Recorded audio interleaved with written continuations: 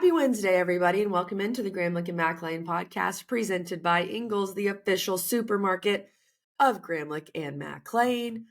Boy, do we have a special guest today, Eric McLean. We have the leader in the Heisman clubhouse. We have the quarterback for the Miami Hurricanes in Cam Ward. Mac, you handled this one. I was at the ESPN college basketball seminar, so I wasn't able to be on this, which was such a bummer. I was so bummed. But you handled it, and tell us everything. Yeah, we had a great time, first of all. So big shout out to Cam for making this happen. Both Cams, Cam Squared, our guy Cam down there at the SID for Miami as well, with Cam Ward there. He was fantastic, KG. And I've met him a couple of times in person, but just he's the exact same dude. He has all this success. He is playing at a crazy level. And same dude I met 6 months ago that hadn't thrown a pass yet, for the U there. So it was awesome. It was really, really fun. Just talking with him, relaxed setting, doing our thing. And he was fantastic. You guys are going to love this interview. Really good job by Cam. But one thing that I know Cam is wishing that he did have, because it seems like he has everything at Miami, is an Ingles. There's not an Ingles in Miami. Unfortunately, he'd have to go a little closer up the road to Tallahassee to get that. And I wanted to get this in before we move on. Khaki and I love to cook, right? Like we each have our kind of skill sets and we do our thing and don't try to cross over too much. We know. And she did this pasta tonight, like with this unbelievable, like house-made Parmesan cheese sauce. Oh my gosh, KG. Ooh. It was so good. With a little bit of chicken in there. And you just get all the ingredients you need. You get it from Ingles. You come home and you make it yourself. You don't need anything out of a box. You don't need to go to a restaurant.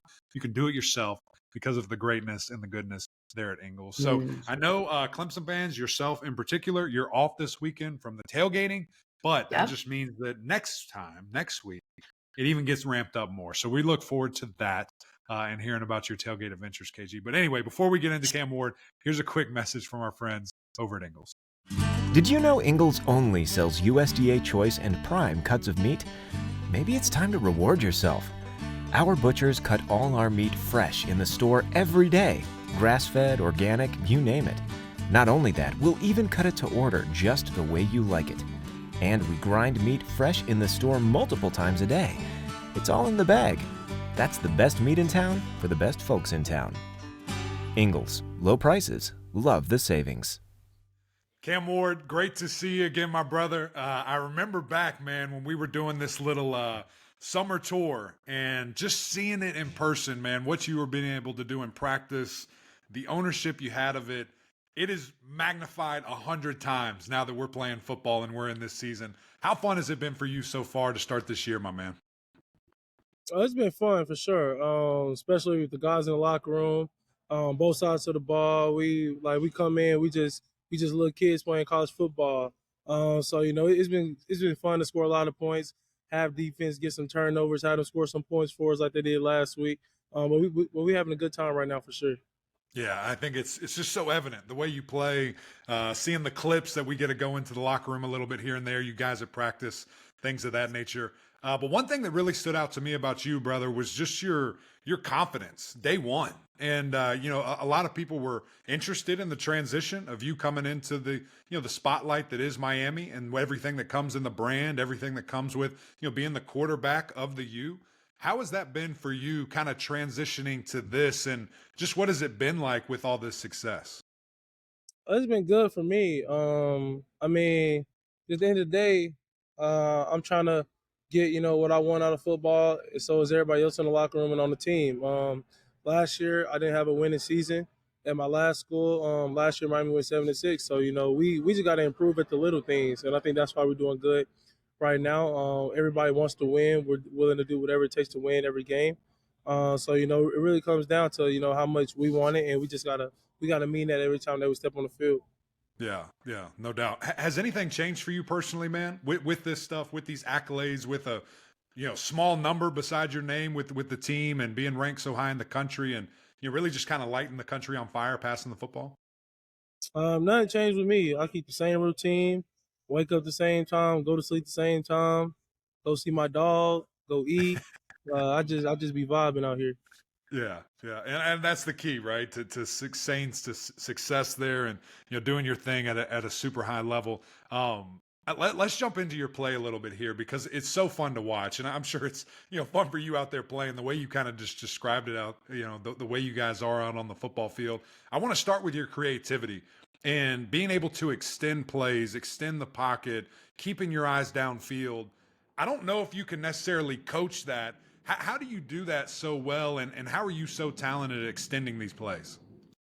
I would say just the work in the off season that I do, especially with the off platform stuff that I do with my quarterback coach, Daryl Colbert. The offensive line has a big part of that. They give me all the time in the world. They haven't really gave up a lot of sacks this year. I've took some bad sacks, honestly. And I mean, at the end of the day, the way that, I tell my receivers to look at scramble drill is why I think we're able to have explosive plays off of broken plays. Then I would say just outside of that is just us working it in practice. The scramble drill scenarios. Even though if defense gets a sack, I'll turn into scramble drill just so we can work it. And then it's just really, us playing backyard football, having fun, and then somebody open, throwing the ball, let the receiver go make a play. Has there been a play this year? Because I could rattle off probably 15 of them that you're watching it back, or maybe even in the moment where you were just like, I don't know how I just did that. Um, I wouldn't even say that. Every play, if you really watch the tape, especially my first school, I made every play I made this year at my first school. I made the same play at Washington State. So it's a routine play for me. But there has been a couple plays. I would say my favorite play right now, from this year, outside of myself, I'll have to say it had to be Dame's touchdown run last week, when he ran Yeah. over the safety and he basically ended the game for us.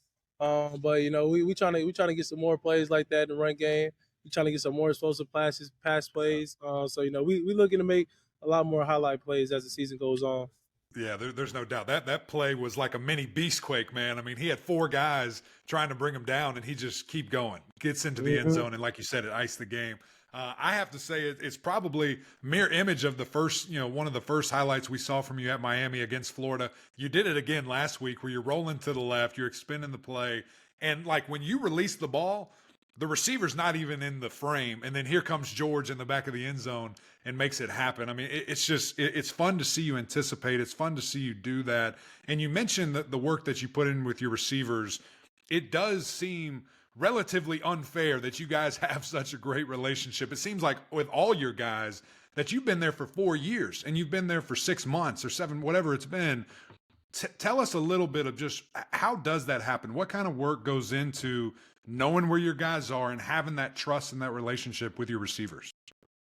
Uh, the biggest thing that for us, like when I first got here, it was more of us emphasizing it, throwing it by ourselves and throwing it just in practice. Because when you work with just yourself and the receiver, you get the true feeling for it.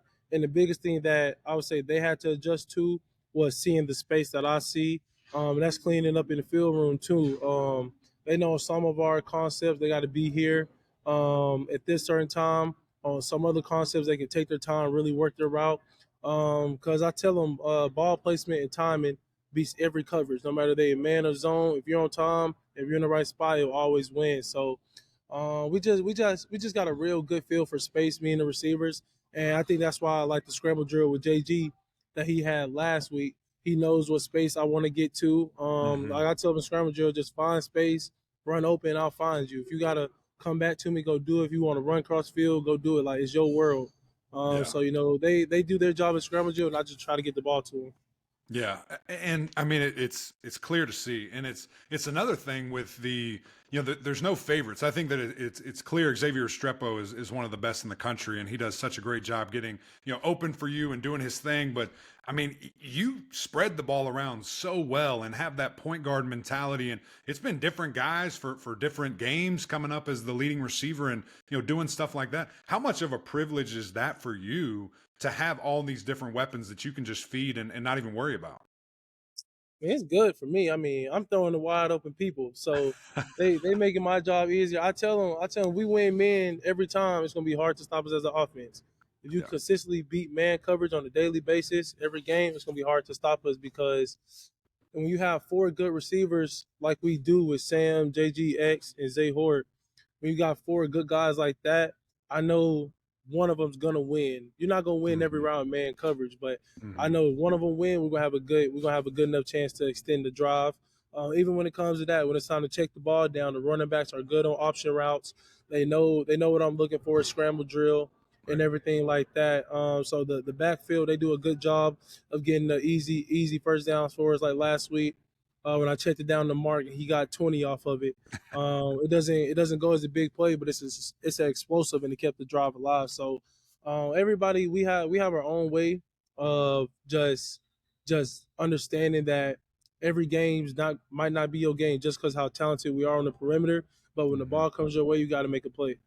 Yeah, yeah, and guys are on high alert from that. And I think you probably, man, you probably set the tone in fall camp and going into this thing saying, "Hey, you're always in a play, with me at quarterback, so you better be Uh, ready." And the offensive line, I know, has a big part of that protecting you as well. I want to jump into a little bit more of your individual play, man, and just kind of ask you, man, if we sat here in mid October and going back and just asked you, "Hey, Cam, you're going to lead the country in passing." Touchdowns, efficiency, yards per throw, all these different things. Would you believe it? Were you that confident coming to Miami that you could do what you're doing right now? yeah, I did it. I did it before at the FCS level. I don't see why I couldn't do it at the Power Five level. So Yeah. I would have believed Yeah. everything. And you're doing it. You're doing it. It's been fun to watch, man.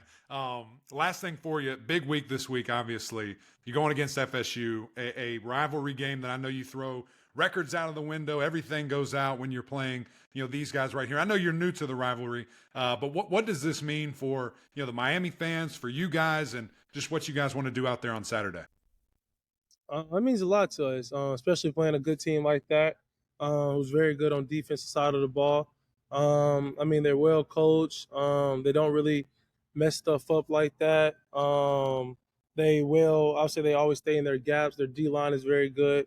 But it's just big time for us because we get another opportunity to play at Hard Rock, play in front of our fans. We haven't did that in a month, so we're excited for that challenge. And it's a rivalry game, so it should be more people at the game. So we just decided to get a chance, play another game of football on Saturday. That's all we can ask for.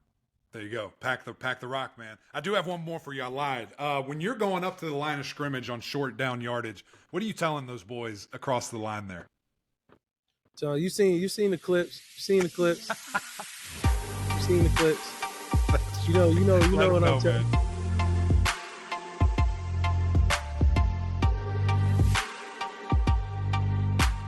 All right, Mac, thanks again to Cam Ward for joining us. We're going to talk a little Cam Ward Heisman discussion here. And then I want to get into something fascinating, Mac, which is the potential tiebreaker situation in the Atlantic Coast Conference for who's going to play in the ACC championship game. We got to get into this in just a I second. love But it. when you look at Cam Ward, Mac, you look at the current Heisman odds. He leads them. He's plus 200. I'm looking at odds all over the place. This is from FanDuel. Ashton Genty from Boise State, plus 200 as well. So he and Cam Ward are technically tied. Dylan Gabriel, plus 350. Travis Hunter, plus 1,500. Cade Klubnik, plus 2,000. Carson Beck, plus 2,500. Point is, Cam Ward is the leader in the clubhouse for sure. He's a guy, if he just keeps playing like he is, just keep doing what you're doing, you're going to end up in New York. You might win the whole dang Mhm. thing, especially if Yeah. Miami goes undefeated. Yeah, I think we all thought this was a possibility heading into the season, but the fact that it's worked this well for Miami is pretty crazy, honestly. It is. It's absolutely nuts. And it was, fascinating just talking with him, as you guys just heard. He just expected it. He had every ounce of confidence in himself, in his preparation, in the people around him, why he chose Miami, all these different things. And I love that. I mean, I loved hearing about, I asked him, what's his favorite play of the season for himself? Or do you ever wow yourself? However I phrased it. And he tells me a Damian Martinez touchdown run. And I'm just like, brother, I'm asking about you, man. And but that's the kind of guy he is. That's the type of dude he is. And just for him to have, these horses around him now, KG, I mean, that's what's the biggest difference to me. And as he pointed out, he's done some of this crazy stuff. You look at his couple of stops before at Incarnate World. I mean, it was nuts, statistically what he was doing. Now he's doing it on this stage, literally the biggest stage at one of the, if not the biggest brand in the U, and it's seamless. It's all seamless. So I think that certainly is a massive boost. We look at his schedule kind of the rest of the way. You've got Florida State this weekend. Big brand game. It's going to matter. Their defense has been good, shown spotty results, obviously. Don't raise your eyebrows at me. If you ask anybody, they've got a defense. Their defense is what they're doing. I hear you. I'm with you. Duke's defense has been good. Georgia Tech, physical team doing their thing. Wake Forest, not good. Syracuse, good quarterback matchup. And then, who is it in the ACC championship, which you and I are about to get into. So there's opportunities still. There's not like a massive, unbelievable head-to-head, Miami versus X top team in the regular season. Now, again, maybe that happens, is it Clemson? Is it SMU? Is it Pitt in the ACC championship game? But the opportunity's there, like you said, for him just to go take it and do his thing. And I've made this comparison a couple of times, KG. I want to hear what you think about this. It is starting to really feel and remind me of Joe Burrow his senior year at Ohio State. Pretty much came out of nowhere. Nobody was talking about Joe for Heisman leading into that season. And then he just exploded, and that team just exploded to go undefeated and to win a Natty, Heisman, every award you can think of. So that's really the vibes that I've been getting recently. Interesting. I could see that, Max. Senior year at LSU, you meant, not Ohio Correct. State. Ohio State Correct. fans may be triggered by that. I like that parallel, Mac. I think the coming out of nowhere. I think, honestly, Joe Burrow came more out of nowhere because the season prior, he had like 15 total touchdown passes at LSU. And Cam Ward, of course, was at Washington State, but there was a lot of hype. But still, I like the parallel, Mac. And when you look at, you mentioned Florida State, that game is, of course, we're not really previewing it here. We'll talk more on Friday, but I honestly didn't feel like there was much to preview. And all due respect, Florida State fans, you guys have been great. You've probably just moved on to next year by now, and you're probably not watching this, and that's fine. Miami fans, I know you're loving life, and you're very excited for this game. Mac, I'm honestly surprised Miami's only a 21-point favorite, and this game is 7 p.m. on ESPN. I think Florida State has just looked absolutely atrocious. But we'll get more into this game on Friday in our preview episode. I want to get to the tiebreaker. You referenced it, Mac. When you look at the rest of Miami's schedule, if they win out, they're going to play for the ACC championship, right? Yeah. Right? Maybe not. This is crazy. So we have 3 undefeated teams right now in the ACC. Actually, we have 4 with Pittsburgh as well. So keep Pitt in mind. But when it comes down to these other undefeated teams who don't play each other, so SMU, Clemson, Miami, let's just say, and Pitt very well could too. So we'll get to Pitt, but Pitt's going to have to play Clemson. That's a game that they have on their schedule. But when you look at SMU, And Clemson, Miami, SMU, do they play SMU too? I think they play both of them. Yes, and SMU, correct. So that could work itself out with Pittsburgh. If Pittsburgh beats both those teams, they're going to play for the ACC championship. But SMU, Clemson, Miami, if they all win out, because they don't play each other, when you look at the tiebreakers, number 1 is combined head-to-head win percentage among the tied teams. Well, yeah, they're all undefeated. So we're going on to the next one.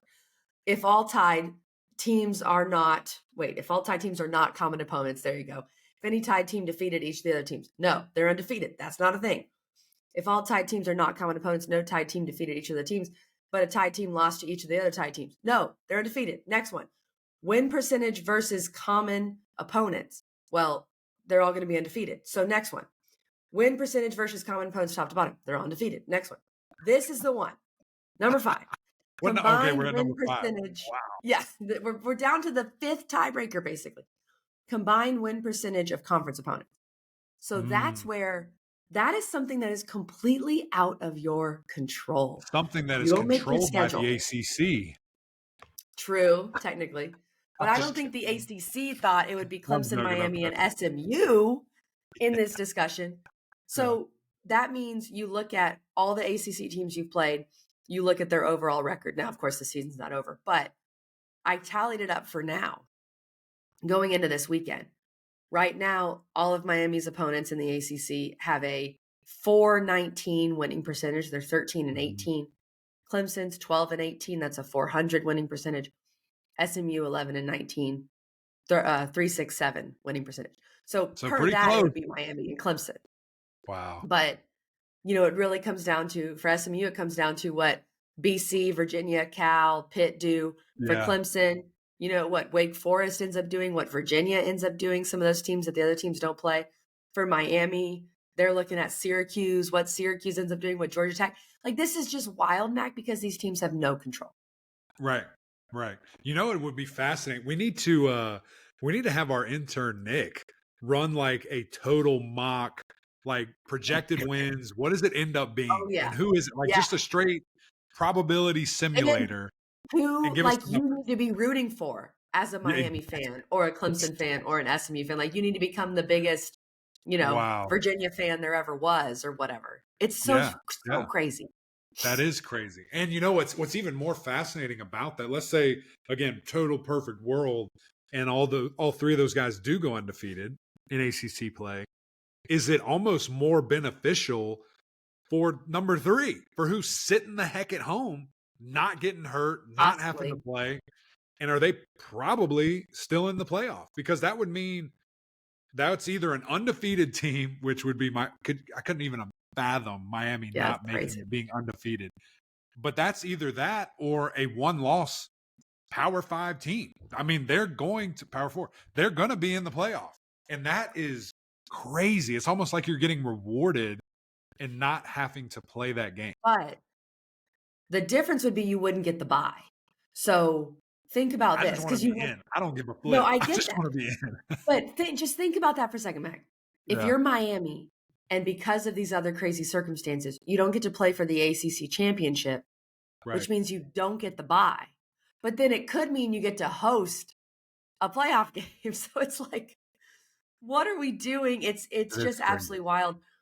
Knowing college football, Mac, I really think it's unlikely all 3 of these teams end up undefeated because crazy things happen in college football. Wouldn't that be the most crazy, though? Wouldn't that be the most college football thing? Let me say this too. Let me go ahead and like guarantee this. If this happens, all 3 are in the playoff. They're all in. We will have 3 bids in the ACC for sure. Wow. I mean, there's no way, because you're talking about let's say it's SMU that's left out based on the things you just gave us. This isn't make believe based on what you just said. They're going to be in. You're telling me a 1-loss Miami isn't going to still be in? You're telling me that a 2-loss now. If Clemson gets aired out and gets beat by 50, then probably not. They're probably not making it. But you're telling me they wouldn't be a 11, 10, 11, 12 seed? 2 losses? Let's take it a step further. If you're SMU and you go undefeated and they don't put you in the playoff, it would have arguably been better for you to stay in the American and be the highest rated group of 5 team and get in the playoff. That would be insanity. Yeah, that would be insanity. So I think you're right. I think they wouldn't leave him. You don't have to worry about that. You don't have to worry about that. This is crazy. We're going to have intern Nick run some numbers.